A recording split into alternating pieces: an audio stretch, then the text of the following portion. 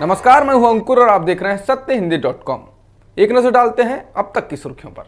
दुनिया भर के मीडिया के हालात पर नजर रखने वाली संस्था रिपोर्टर्स विदाउट बॉर्डर्स की रिपोर्ट के अनुसार भारत में प्रेस की आज़ादी और कम हुई है।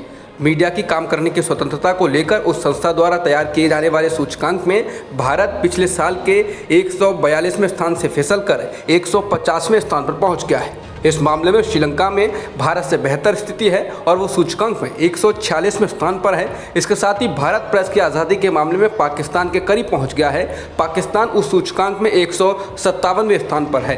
तो सवाल है कि ऐसा क्या हुआ कि भारत 2016 में जहां 133वें स्थान पर था वो 2018 में 138वें, 2021 में 142 में और अब 150वें स्थान पर पहुंच गया है। सांसद नवनीत राणा और उनके विधायक पति रवि राणा को बुधवार को मुंबई की एक अदालत से जमानत मिल गई है।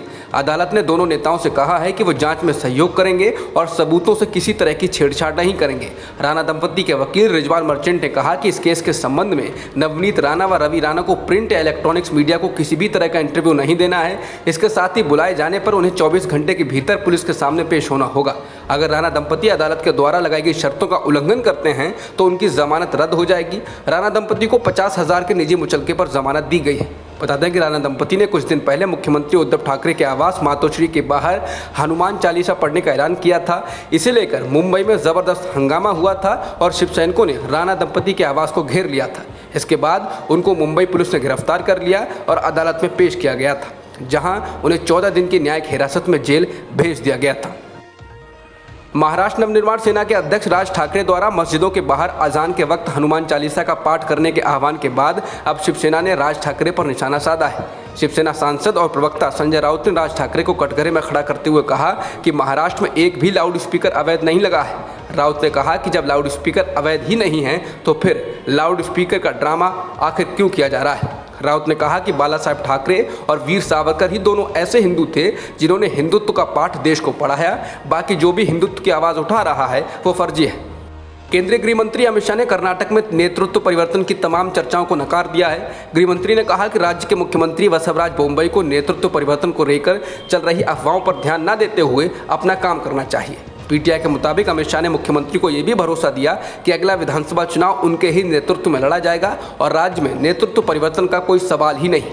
बता दें कि कर्नाटक में अगले साल मई में विधानसभा के चुनाव होने हैं। बीते कुछ दिनों से कर्नाटक में नेतृत्व परिवर्तन की चर्चाओं ने तेजी पकड़ी थी और ये अटकलें लग रही थीं कि एक बार फिर से पूर्व मुख्यमंत्री बीएस येदियुरप्पा के हाथ में राज्य की कमान दी जा सकती है।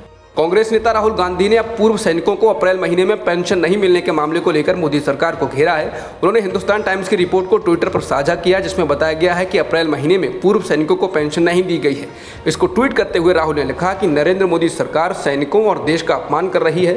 राहुल गांधी ने कहा कि 1 रैंक 1 पेंशन के धोखे के बाद अब मोदी सरकार ऑल रैंक नो पेंशन की नीति अपना रही है। सैनिकों का अपमान देश का अपमान है। सरकार को पूर्व सैनिकों की पेंशन जल्द से जल्द देनी चाहिए।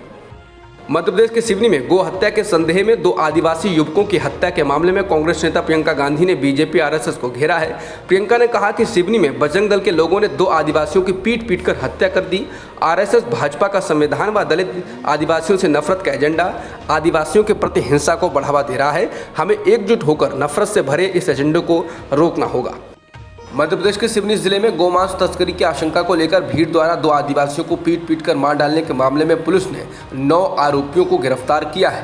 उधर केंद्रीय मंत्री फग्गन सिंह कुलस्ते ने पूरे घटनाक्रम में किसी संगठन विशेष यानी कि बजरंग दल के कार्यकर्ताओं पर जो कि हत्या के आरोप लग रहे हैं का हाथ होने से इनकार किया है। वहीं पूर्व मुख्यमंत्री और मध्य प्रदेश कांग्रेस के अध्यक्ष कमलनाथ ने पूरे घटनाक्रम की तीखी निंदा की है। उन्होंने अपने बयान में मामले की उच्च स्तरीय जाँच की मांग करते हुए आरोपियों के खिलाफ सख्त कार्रवाई करने की मांग की। उत्तर प्रदेश के ललितपुर में नाबालिग से थाने के अंदर एसएचओ द्वारा बलात्कार का मामला सामने आया।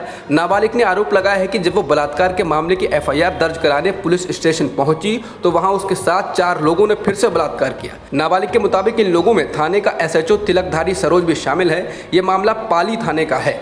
मामला सामने आते ही एसएचओ समेत 6 लोगों के खिलाफ मुकदमा दर्ज कर लिया गया और एसएचओ को निलंबित कर दिया गया है। एडीजी कानपुर जोन ने पाली थाने के सभी पुलिसकर्मियों को निलंबित कर दिया है और इसकी जांच डीआईजी झांसी जोगेंद्र कुमार को सौंप दी है। आरोपी पुलिसकर्मियों पर कानूनी कार्रवाई के आदेश दिए गए हैं। पुलिस ने 3 आरोपियों को पकड़ लिया है और बाकी की तलाश की जा रही है। पुलिस ने अभियुक्तों के खिलाफ पॉक्सो एक्ट भी लगाया है। जोधपुर में 2 समुदायों के बीच हुए सांप्रदायिक तनाव के बाद पुलिस ने 97 लोगों को गिरफ्तार कर लिया है। हालात को देखते हुए जोधपुर के 10 थाना क्षेत्रों में बुधवार रात तक कर्फ्यू लगाया गया।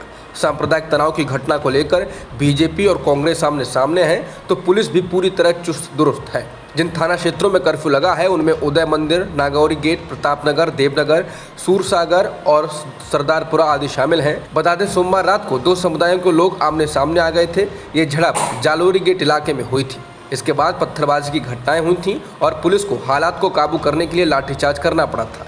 लेकिन मंगलवार सुबह फिर से पत्थरबाजी की घटना हुई थी। पत्थरबाजी की घटना में 4 पुलिसकर्मी भी घायल हुए हैं। मुख्यमंत्री अशोक गहलोत जोधपुर से ही आते हैं। दरअसल सोमवार रात को हुआ बवाल धार्मिक झंडे लगाने को लेकर हुआ। ये एक गुट ने अपने धार्मिक झंडे लगाए तो दूसरे गुट ने इस पर ऐतराज जताया और इसके बाद दोनों आमने सामने आ गए। अब तक की खबरों में इतना ही। बाकी खबरों के लिए बने रहिए सत्यहिंदी.com के साथ।